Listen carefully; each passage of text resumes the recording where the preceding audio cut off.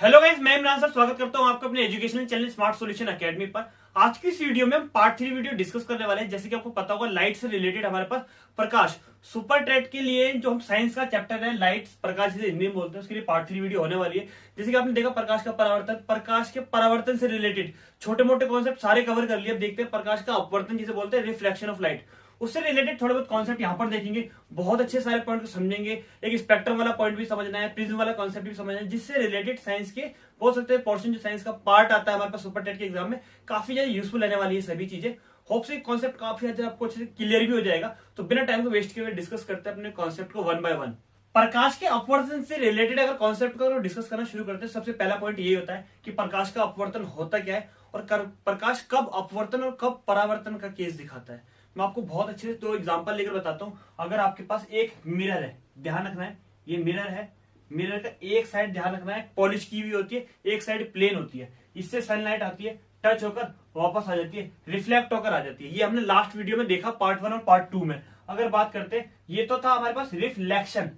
क्या था? रिफ्लेक्शन, अपवर्तन जिसे हम बोलते हैं, रिफ्लेक्ट होना, रिफ्लेक्ट होना। अगर मेरे पास कोई मिरर ना होकर लेंस है, मिरर ना होकर लेंस है जिसमें सनलाइट आती है और टच होकर अंदर की तरफ आ जाती है, मतलब आपके पास कोई विंडो होगी, विंडो में देखो सूरज की किरण अगर उस पर टच होती है, थोड़ी बहुत अंदर भी आ जाती है, और कुछ वैसी होती है टच होकर बाहर चली जाती है। जो टच होकर बाहर चली गई उसे बोलते हैं रिफ्लेक्शन, यानी कि बोल सकते हैं अपवर्तन। और जो टच होकर सनलाइट अंदर की तरफ आ जाती है उसे बोलते हैं अपवर्तन, रिफ्रैक्शन ऑफ लाइट।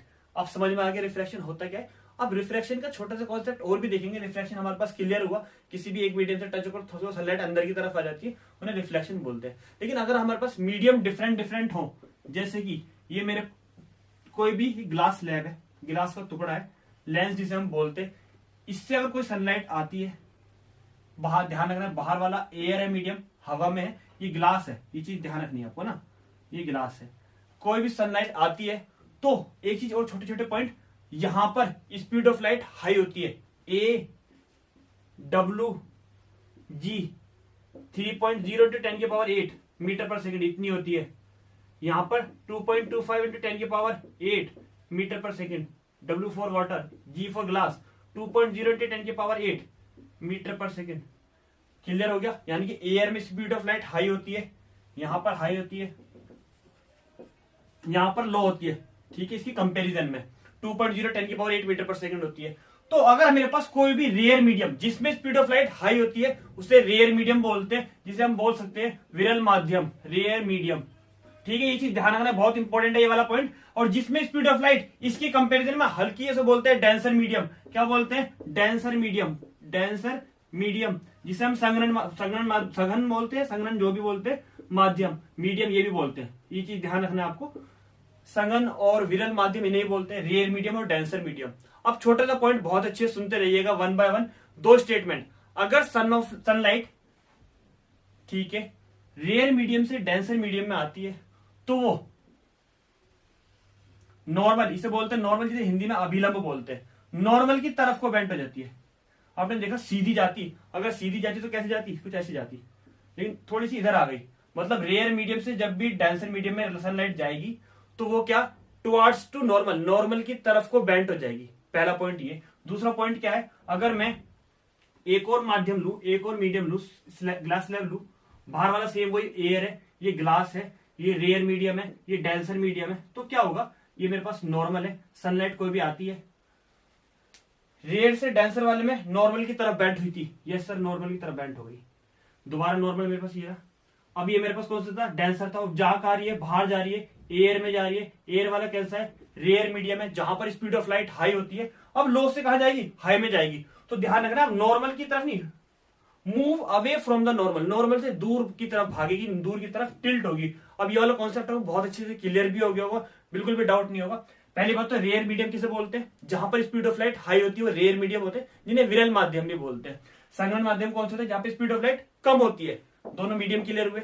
इसे अभिलंब बोलते हैं, ये भी क्लियर हुआ। अभिलंब और ग्लास स्लैब के बीच का एंगल 90 डिग्री होता है, ये भी क्लियर हुआ। आने वाली रेस को आपतित किरण बोलते हैं, एंगल ऑफ इंसिडेंस बनाती है आई। जाने वाली हमारे पास जो भी हमारे पास अपवर्तित किरण होती है, इसे क्या बोलते हैं? आर बनाती है, एंगल ऑफ रिफ्लेक्शन। रिफ्रैक्शन हमारे पास एंगल होता है, ये एंगल ऑफ इंसिडेंस होता है, ये भी लिखकर बता देंगे। पहला पॉइंट यहां पर क्लियर होगा, छोटे छोटे जो बताए थे। रेयर मीडियम से डेंसर में आएगी तो नॉर्मल की तरफ को बेंट हो जाएगी, दोबारा उल्टा डेंसर से रेयर में जाएगी, नॉर्मल से दूर भागेगी, यानी कि बोल सकते हैं सघन माध्यम से विरल में जाएगी तो दूर भागेगी, और हमारे पास विरल से सघन में आएगी तो हमारे पास नॉर्मल अभिलंब के पास आएगी। ये छोटे मोटे पॉइंट क्लियर हुआ है। यहाँ पर देखा आने वाला एंगल कितना बड़ा था, एंगल आई बड़ा था एंगल आर से, यहाँ पर उल्टा हो जाएगा, एंगल आर बड़ा होगा एंगल आई से। यस और नो? अब एंगल आई क्या होता है, एंगल आर क्या होता है, ये भी पता चल गया। Angle of incidence, angle of reflection, angle of incidence, angle of reflection होता है हमारे पास, जिसे बोल सकते हैं अपवर्तन सॉरी परावर्तन का एंगल होता है, और ये होता है हमारे पास आने वाली को आपतित बोलते हैं ना, उसका एंगल होता है। ये सभी पॉइंट क्लियर ना? एक दो पॉइंट छोटे से और भी देखे यहाँ पर। अगर सनलाइट सीधी सीधी जाती तो देख रहे हो आप इसमें कितना गैप आता, इसी को बोलते हैं लेटरल डिस्प्लेसमेंट। क्या बोलते हैं? Lateral displacement. इस केस में ये वाला एंगल तो आई होता है, एंगल ऑफ इंसिडेंस, ये आर होता है एंगल ऑफ रिफ्रैक्शन, ये भी आर होता है क्योंकि दोनों एक ही मीडियम में तो इक्वल होंगे। लेकिन ये वाला एंगल ई होता है, एंगल ऑफ इमरजेंट बोलते हैं। ये चीज ध्यान रखनी है। इस केस में आई और ई आपस में इक्वल होते हैं। ये सब बहुत डीप है, मैंने सारा कॉन्सेप्ट बता दिया, इससे रिलेटेड जो भी आएगा सब कुछ क्लियर हो जाएगा। छोटे मोटे पॉइंट और देखते हैं। विरल से संघन में आने पर, संघन से विरल में आने पर कुछ चेंजेस होते हैं लैम्डा में, स्पीड में, वो भी मैं यहाँ पर मेंशन कर देता हूँ नोट्स की तरह। ये सब तो छोटा बेसिक था जो क्लियर हो चुका है, वो काफी यूजफुल भी रहेगा हमारे लिए। देखते हैं क्या क्या कॉन्सेप्ट है वो। दोनों छोटे छोटे पॉइंटों को भी यहाँ कवर करें ना, जैसे कि मैंने आपको भी बताया क्या कि अगर प्रकाश की जो किरणें हैं सघन माध्यम से, बोल सकते हैं डेंसर मीडियम से, जहां पर स्पीड ऑफ लाइट बहुत कम होती है, वहां से हाई स्पीड वाले कॉन्सेप्ट में, हाई स्पीड वाले रीजन में, माध्यम में जाती हैं, तो क्या क्या चीजों में चेंजेस आते हैं। तो ध्यान रखना है कि उसकी प्रकाश के वेग में वृद्धि होती है। जैसे कि मैंने आपको बताया था कि स्पीड ऑफ लाइट अगर ग्लास से एयर में जाएगी तो ग्लास में स्पीड कम होती है, 2.0 मीटर पर सेकंड होती है, एयर में जाके बढ़ जाती है। तो वृद्धि बढ़ रही है कहां पर? डेंसर मीडियम से रेयर मीडियम में जाने पर। इसका उल्टा है, अगर एयर से डेंसर में जाएगी तो वेग में, स्पीड में वृद्धि हो जाती है, जैसे कि मैंने बिल्कुल आपको बताया था। सॉरी, कमी हो जाती है। यहाँ पर एरो देखो डाउन है ना, तो कमी हो जाती है। तो कौन सा वाला कॉन्सेप्ट तो समझ में आ गया होगा, नहीं समझ में आया दोबारा बता दू थोड़ा सा। ये मेरे पास ग्लास स्लैब थी, बाहर वाला एयर था, जिसे हम क्या बोलते हैं? रेयर मीडियम बोलते हैं, जिसपे स्पीड ऑफ लाइट हाई रहती है। ये ग्लास है जिसे हम डेंसर मीडियम बोलते हैं, हिंदी में जिसे सघन माध्यम बोलते हैं, जिसपे स्पीड ऑफ लाइट कम रहती है, इसकी कंपैरिजन में कम है, इसलिए इसे डेंसर बोलते हैं। बाद में जाके ये चेंज भी हो सकता है, कैसे चेंज होगा बहुत अच्छे से सुनिएगा। सनलाइट आई, बाहर स्पीड ज्यादा है, अंदर आके कम हो जाती है, क्योंकि कौन से में? रेयर से डेंसर में आ रही है, रेयर से डेंसर में आती है, स्पीड कम हो जाती है। उल्टा होता, डेंसर ये वाला अंदर वाला, दोबारा रेयर में जाएगी, बाहर जाएगी, स्पीड ऑफ लाइट बढ़ जाती है। यहाँ पर देखो बाहर आ गए, बाहर क्या? एयर, एयर में स्पीड ज्यादा है, अंदर वाले में स्पीड कम है, डेंसर वाले में स्पीड कैसी है? कम है। यस और नो? बहुत अच्छे से क्लियर हो गया। दूसरा, प्रकाश की आवृत्ति, फ्रीक्वेंसी ध्यान रखना है, कोई भी चेंजेस नहीं आते हैं।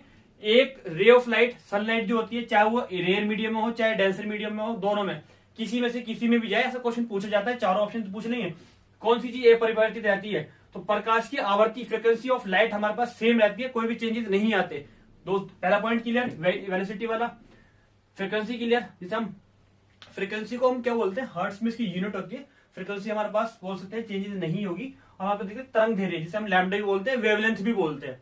तरंग धैर्य में क्या होगा? बिल्कुल जैसे जैसे स्पीड और तरंग धैर्य दोनों एक दूसरे के डायरेक्टली प्रोपोर्शनल होते हैं। अगर स्पीड बढ़ रहा है ना इस मीडियम से इस मीडियम में आने पर, तो तरंग धैर्य भी बढ़ेगा। स्पीड घट रही है ना रेयर से डेंसर में, तो तरंग धैर्य भी घटेगा। ये सभी कॉन्सेप्ट क्लियर। इसके ऊपर क्वेश्चन काफी बार पूछा जाता है, इसलिए मैंने डिस्कस कर दिया। नोट्स की तरह प्रिपेयर कर सकते हैं, स्क्रीनशॉट्स ले सकते हैं, नोट डाउन कर सकते हैं। ये वाला कॉन्सेप्ट क्लियर हो गया। अब बात करते हैं प्रकाश के अपवर्तन के नियम भी तो होते होंगे। हाँ होते हैं। क्या नियम होते हैं? तीनों, दो लॉज है। प्रकाश के परावर्तन के लॉ भी थे, वो भी हमने डिस्कस कर लिया पार्ट 1 वीडियो में। प्रकाश के अपवर्तन के भी दो नियम है, बहुत अच्छे से सुनना है क्या क्या है। पहला वाला नियम क्या होता है? बहुत अच्छे से सुनिएगा। आने वाली किरण आपतित किरण, अभिलंब नॉर्मल, जाने वाली किरण कौन सी? अपवर्तित किरण। कौन कौन सी ध्यान रखना है? Incident ray, incident ray, normal, जिसे हम हिंदी में नॉर्मल को अभिलंब बोलते हैं, reflected ray, reflected ray. All three lie on same plane, तीनों एक ही प्लेन पर, एक ही जगह पर लाई करते हैं, इसलिए बोलते हैं अपवर्तन का पहला नियम, प्रकाश के अपवर्तन का। दूसरा नियम अब तक का सबसे इंपॉर्टेंट नियम है, जिसके ऊपर क्वेश्चन आना बिल्कुल मैंडेटरी, क्वेश्चन ऐसे जरूरी आते हैं अगर इस कॉन्सेप्ट के ऊपर क्वेश्चन आता है, जिसे हम इसका दूसरा नाम स्नेल लॉ भी बोलते हैं। क्या बोलते हैं? Snell's law. ध्यान रखना है, सेकंड लॉ ऑफ रिफ्लेक्शन है, रिफ्लेक्शन का सेकंड लॉ है, प्रकाश के अपवर्तन का दूसरा नियम, स्नेल लॉ भी बोलते हैं। होता क्या है? आने वाला एंगल क्या है? आई, का साइन जाने वाले मतलब आर का साइन एंगल हमेशा एक कांस्टेंट के इक्वल होता है। इनका ratio sine i upon sine r equal में एन होता है, जिसको रिफ्रैक्टिव इंडेक्स भी बोलते हैं। एन को क्या बोलते हैं? Refractive index. ये कांस्टेंट होता है, रिफ्रैक्टिव इंडेक्स, ठीक है। ये कांस्टेंट होता है, इसकी कोई यूनिट नहीं होती, ये चीज ध्यान रखना। इसकी डिटेल और भी बहुत सारी है, एब्सोल्यूट रिफ्रैक्टिव इंडेक्स और हमारे पास रिलेटिव रिफ्रैक्टिव इंडेक्स, उससे डिटेल और भी वो बाद में भी डिस्कस कर लेंगे। 1 and 2 अगर याद करना चाहो तो N2 अपॉन N1 होता है। ये इतना डीप में आना नहीं है, फिर भी आप पढ़ सकते हैं, 10th क्लास में हमने ये कॉन्सेप्ट पढ़ा हुआ है।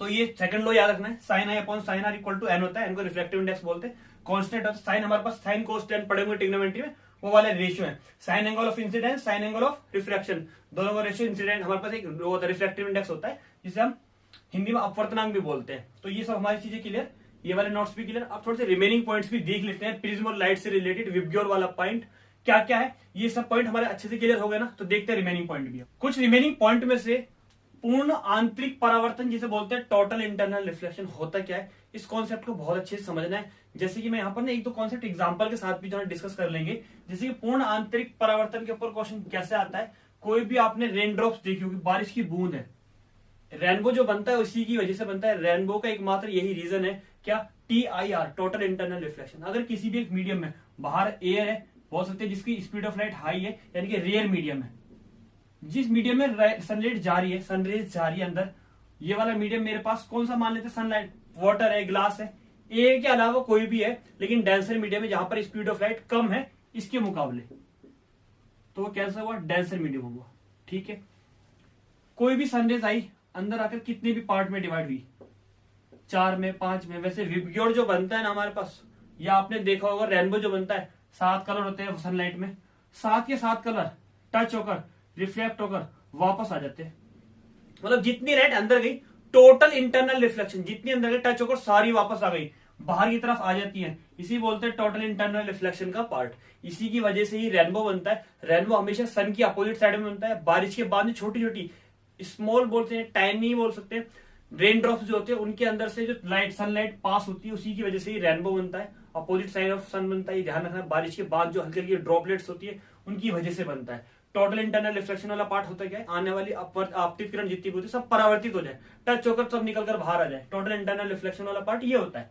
ये कॉन्सेप्ट के लिए प्रिज्म क्या होता है, प्रिज्म हमारे पास कुछ इस टाइप का एक शेप होती है, ये ट्रायंगुलर शेप होती है, कुछ इस टाइप की शेप होती है प्रिज्म, जिसमें सनलाइट आती है। और हमारा ध्यान रखना है रिफ्लेक्शन कुछ इस तरीके से होता है कि एक सनलाइट डिफरेंट कलर के स्पेक्ट्रम बनाती है, वो मैं आपको अभी बताता हूँ। प्रकाश के विक्षेपण की या फिर बोल सकते हैं डिस्पर्जन ऑफ लाइट की अगर मैं बात करूं ना, तो प्रिज्म वाले कॉन्सेप्ट के ही साथ ही से बता देते हैं अच्छे से। जैसे कि मेरे पास कोई भी एक प्रिज्म है, कोई भी लाइट आती है तो ध्यान रखना सिर्फ एक बैंड बनाती है, जिस बैंड में हमारे पास 7 कलर्स होते हैं। कितने कलर होते हैं, 7 कलर होते हैं, ध्यान रखना अच्छे से। कुछ इस तरीके का बैंड बनता है। बैंड हमारे पास कैसा बनता है, ध्यान रखना है, कुछ इस तरीके का जिसमें 7 कलर शो करता है। 7 कलर जो डिस्प्ले पे शो करते हैं विजिबल रीजन बोलते हैं। विजिबल रीजन में 7 कलर होते हैं, जिसकी शॉर्ट फॉर्म हम ऐसे भी पढ़ते हैं, विबग्योर। इनकी वेवलेंथ भी इंपॉर्टेंट है, वो भी मैं आपको मेंशन करा दूंगा अभी। विबग्योर में violet, indigo, blue, green, yellow, orange और रेड, ये सब कलर होते हैं जिनका हमारे पास ध्यान रखना है। सबसे ऊपर जो हाईएस्ट कलर होता है रेड होता है, फिर ऑरेंज होता है, फिर yellow, green, blue, indigo, violet, उल्टे लिखे होते हैं, चीज ध्यान रखना है। सबसे ज्यादा स्पीड ऑफ लाइट हाई होती है रेड की, सबसे ज्यादा स्पीड लेस होती है, सबसे कम होती है हमारे पास वॉयलेट की। इसलिए आंखों के पास सबसे पहले रेड कलर जरूर आता है, इसलिए डेंजरस सिग्नल रेड कलर के बने होते हैं। पार्ट 2 में भी हमने डिस्कस कर लिया था वहां पर, ये ना।